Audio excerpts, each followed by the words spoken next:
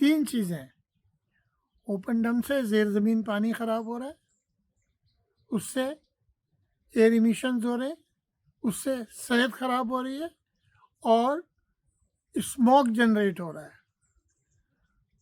یہ ساری چیزوں کو ختم کرنے کا ایک ہی طریقہ ہے کہ آپ نئے انجینئرڈ محفوظ سارے انوائرمنٹل ریگولیشنز کے مطابق ڈمپس کو بنائیں۔ وہ اتنا مشکل نہیں ہے، اور ٹیکنالوجی اویلیبل ہے، وہ